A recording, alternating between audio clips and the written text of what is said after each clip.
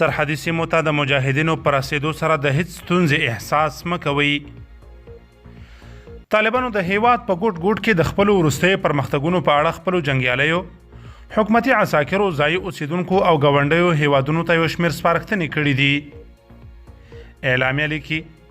اسلامي امارت وروستي تحولات د هیواد او ولس لپاره په خیر ګڼي چې له امله یې له ګڼو ولسوالیو د جنګ عوامل تصفیه شوي او په ترڅ کې سوله او امنیت حاکم شوی دی.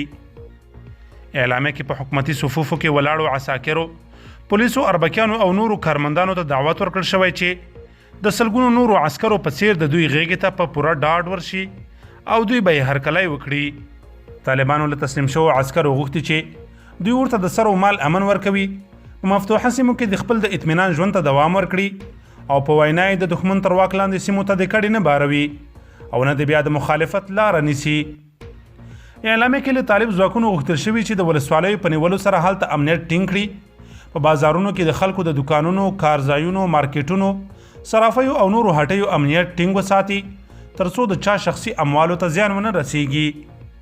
همداراز په مفتوحه سیمو کې د جګړو له امله د بندو شوو مدارسو،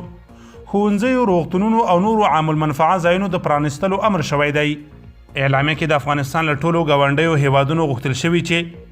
سرحدي سیمو ته د مجاهدینو په رسېدو سره د هیڅ ستونزې احساس نه کوي، لکه پخوا غوندې حسنه روابط به ساتل کیږي او د بندرونو او تګ راتګ په برخه کې به کوم خنډ نه رامنځته کیږي. د اعلامیې په وروستۍ برخه کې د ملیشه سازۍ موضوع هم څېړل شوي او ګواښ شوی چې د پاڅونوالو په نامه اربکیان باید پوه شي چې د اسلامي امارت چلند به یې په وړاندې ډیر جدي وي، هغوی به له عفو څخه محرومیږي، نو باید له هر ډول خصمانه حرکت څخه ډډه وکړي او عام ولس هم باید خپل اولادونه د داسې کړیو په خدمت کې ورنه کړي